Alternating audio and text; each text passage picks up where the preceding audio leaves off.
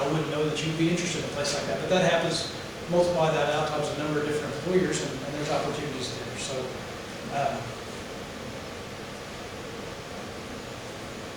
I talked about networking a little more. There's a few more things I want to go through, but do you have any questions so far? Yeah, for like job fairs and stuff. Yeah.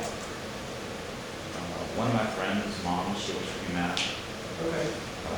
She says she don't like when people dress up too much.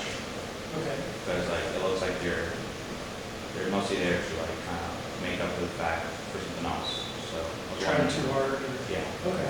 Yeah. So he says he's someone in his network works at Humana, and they don't like it people overdress. They feel like. And I don't know. Do you have any thoughts on that? Yeah, I think it depends on the company, it depends on the employer. I mean, if you notice, there's things that Professor McCart has said that are opposite of what I say. My opinion is you should always have your GPA on your resume. And I think that shows that there's going to be as much variety of people looking at your resume as it is in mine opinion, right? It's going to be even farther than that. Now, I think you wouldn't go into an interview with a tuxedo on, right? I probably wouldn't bother with a three-piece suit, right? I might wear a nice shirt and a tie. I might wear a nice shirt. There's going to be variation no matter what you do. You've got to go in and feel comfortable, and that's why I try to tell you more detail on how to write your resume. But Professor McCart's points that he's really making are, you need to think about your career, not just the resume. He's absolutely right. I know for me, I wasted time in my career. I started out at a company that underpaid and didn't have advancement opportunity. That's the number one reason I left, is because there was no advancement opportunity. The list of 15 things he mentioned, it's an excellent idea. You should think about those things. And it's hard to think of them. You may not be able to think of them. Come and talk to me about it. I'll tell you my experience. And then you'll think, oh, advancement. Didn't think about that one. Yeah, I probably would like to have some opportunity for advancement. Okay? Oh, I didn't think about, is my manager going to be a jerk or not? Well, it's kind of hard to find that out ahead of time, isn't it? Right?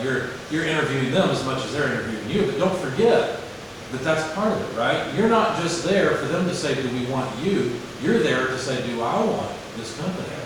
That's a good way to look at it, because it's true. And like you said, sometimes you have to work while you're looking for a job, right? Yeah. You have to have a job to have your income. But the best time to find a job is when you have one, right? So it seems so desperate when you're... Right. And well, not only that, but as a professional, you should always keep your eyes open. Like you said, there's really no such thing as company loyalty anymore. Companies are not loyal to you. If their business takes a big downturn, and you're the new guy, guess who's going to be laid off? So why should you? Now, it doesn't mean you're dishonest with the company. You know, you need to keep your eyes open. You need to see what's out there. This is not a marriage. Okay? It's okay to decide what you want after you've got the job. But think about it before, too.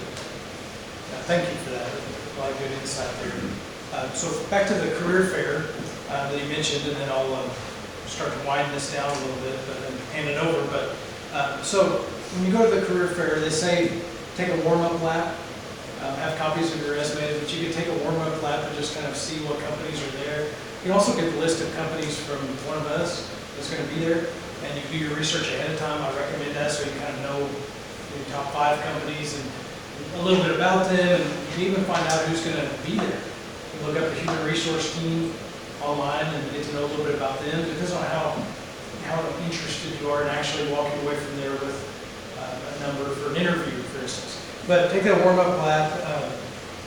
Have something like a 30-second elevator pitch, and I resist this kind of thing, but it's smart to have a little practice, because they'll say, well, tell me about yourself, or what are you looking for? In 30 seconds, and then if they want you to stay at their table longer than that, they'll let you know, and you can have an actual conversation.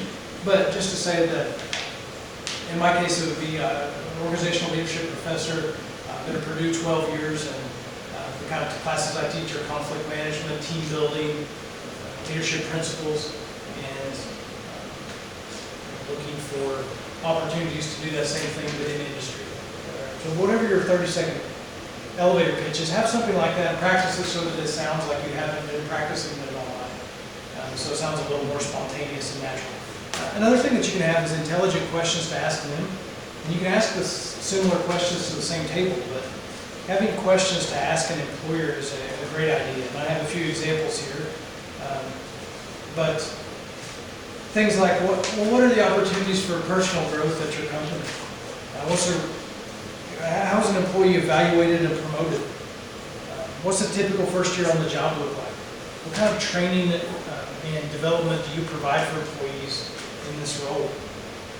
What are challenging facets of the job? And these are all from the IUS Career Services website. There's a whole list of interview questions that they'll ask you, questions that you can ask them. I'm going to get into interviewing in just a minute, but I'm still kind of talking about the career fair. After the fair, review all the materials, think about who all you talk to, get their business cards, and send follow-up emails to them. Hey, it was really great to meet you at the career fair. You can send a handwritten note. I still do that. I don't know if people do that anymore, but I do. An email, a handwritten note, connect with them on LinkedIn if you want to do that. And if you don't know what to do on LinkedIn, just put a picture of yourself, kind of a professional looking picture of yourself, and put some of the information from your resume. So, so here we've got demo student's resume, and you could just put their career objective. You can put some of the technical skills that you've got, the work experience. There's PTG still comes right on the resume there. So, but this kind of information doesn't all have to go on LinkedIn, but it can be a good start. And then connect with people here at Purdue. That's another good start. Before you know it, your network will grow there. So, request an interview with an organization if you're really interested in something, pursuing something further. People overlook that sometimes, but it can be a good practice to say, how can I get an interview at your organization?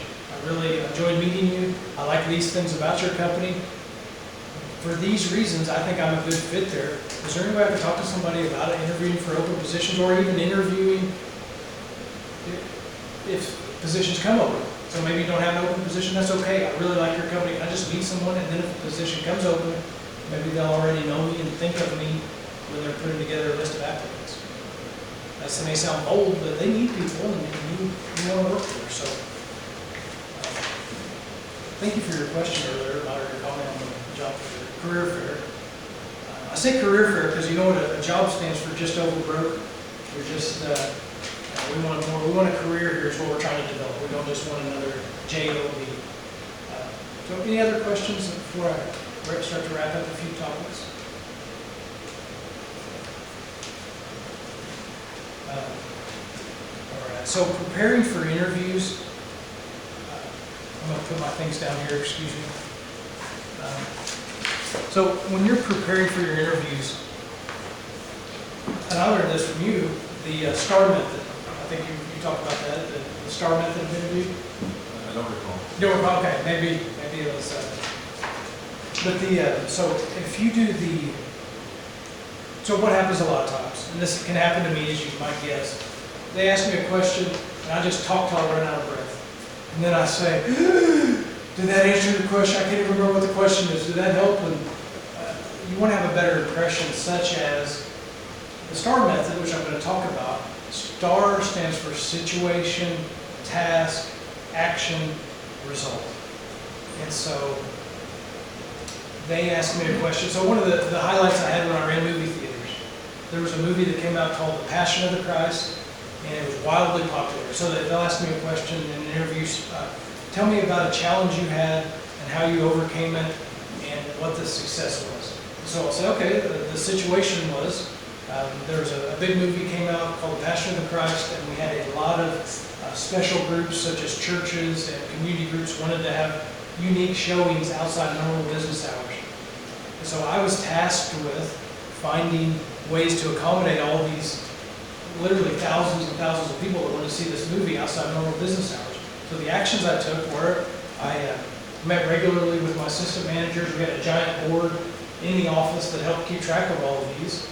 And the result was that we brought in literally over $100,000 of extra business that we never had. It was the biggest February in the history of the theater chain. Because normally big movies don't come out in February. Because we were able to accommodate all these people when other theaters weren't organized enough to do it, we made a ton of money, and we tried to say yes to any request we could accommodate that was reasonable.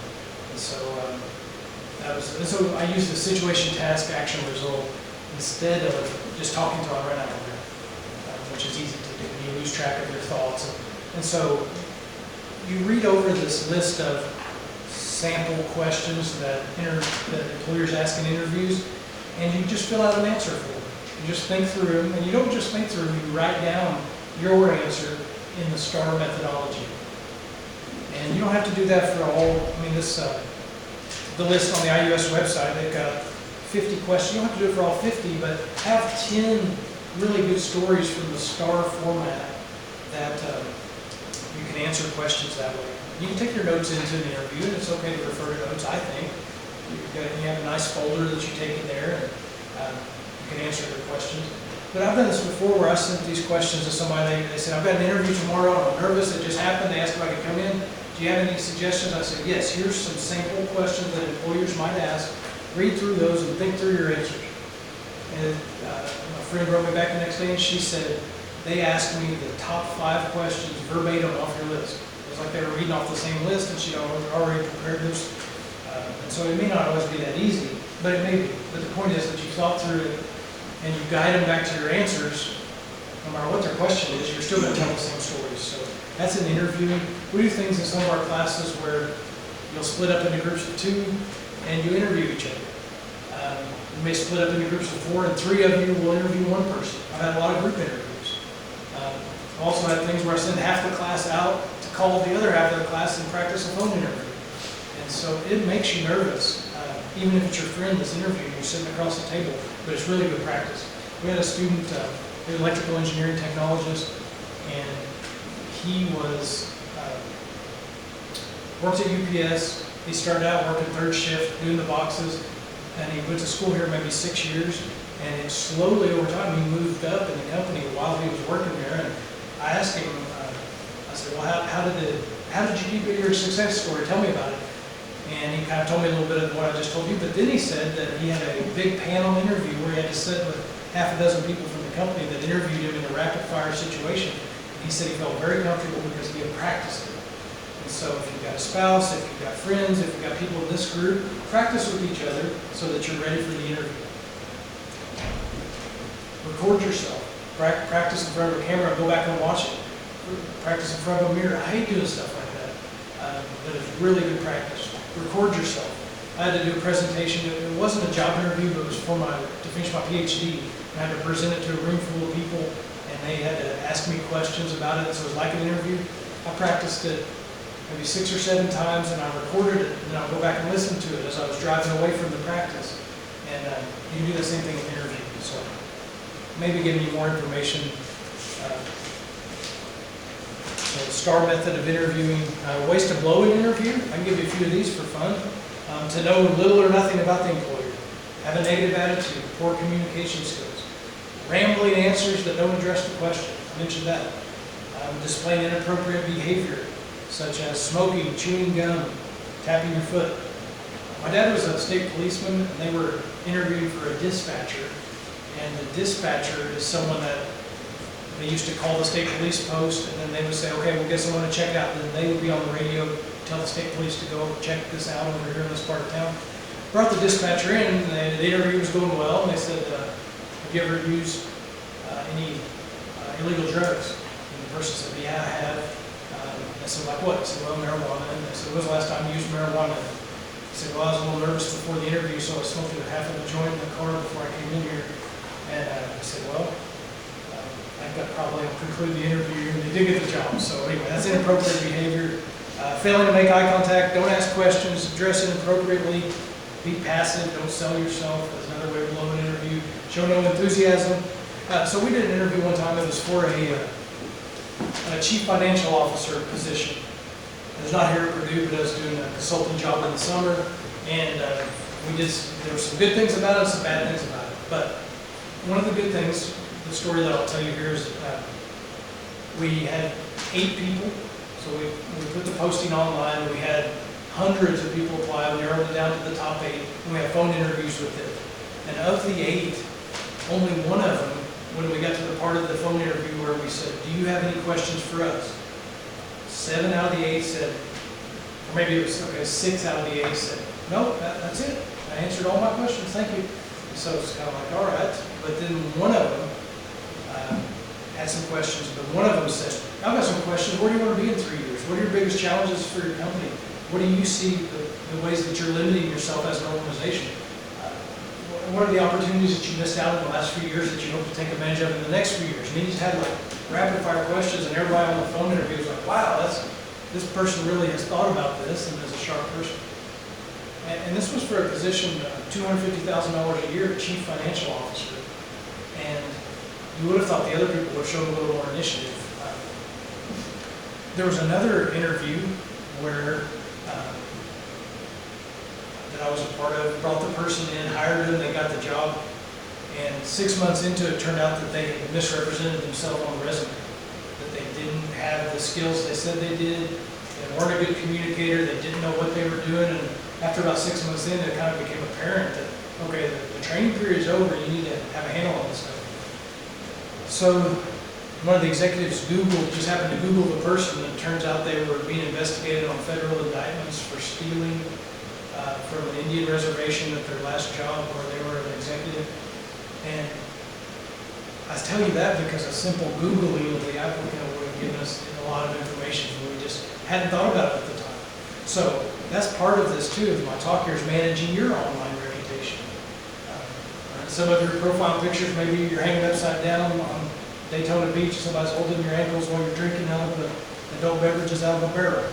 I don't know if that's true, but clean up your online social your social presence so that you don't lose the job before you have a chance to even interview, because they will probably search your name and see what's on there online about you.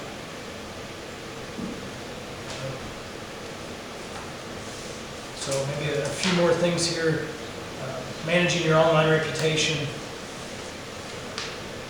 So you are free to argue about politics online, for instance, or use name calling or things like that, or post inflammatory remarks, but they may not want to hire you if you do that. So you have to, but you have to think about that. On the positive side, you can join clubs or organizations or university affiliations that guide you toward the kind of people that might be in your career search path that can help you, you can help them.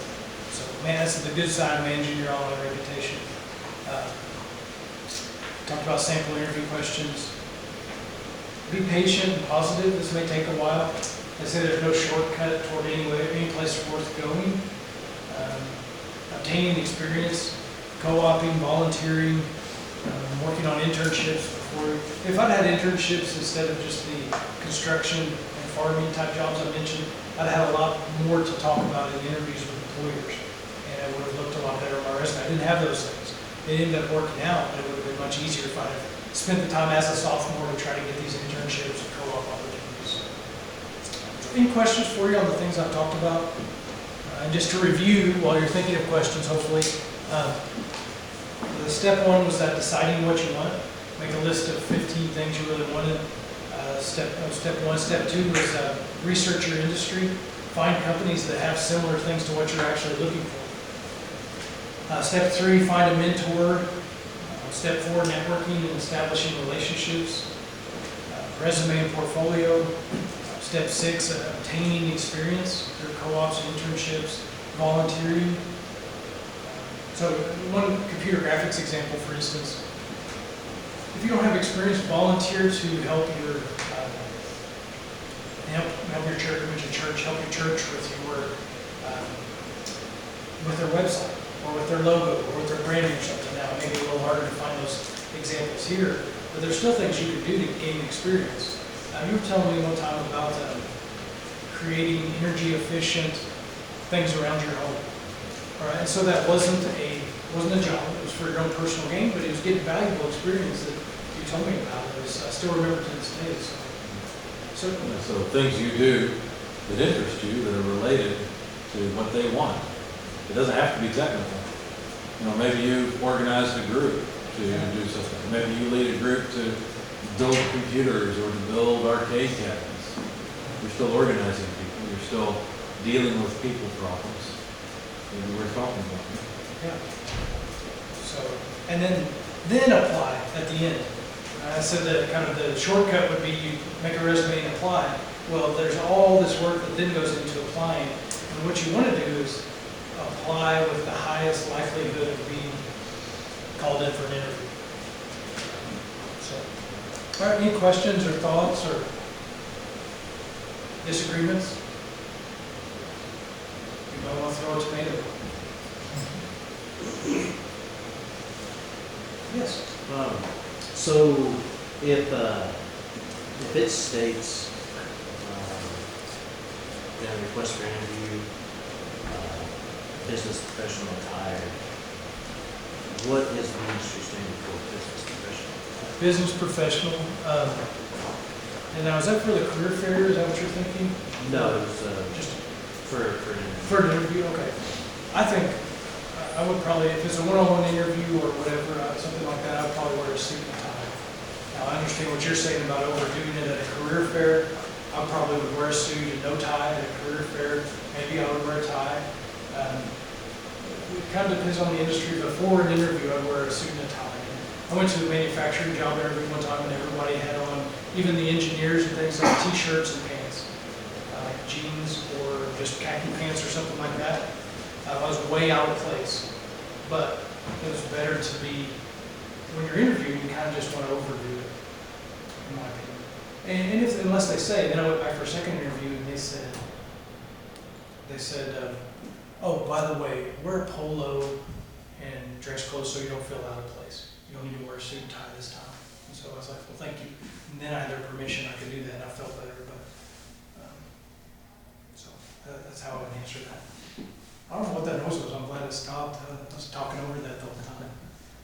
I don't think it caught on there, but, all right, any other questions? Or things you want to add? And kind of what Professor Sisk said, this is not the right way to do it. There's probably a lot of right ways to do it. These are just suggestions based on things I've experienced myself or things I've seen with other students and people. So. Thank you. Thank you for your time. Yeah, I appreciate it.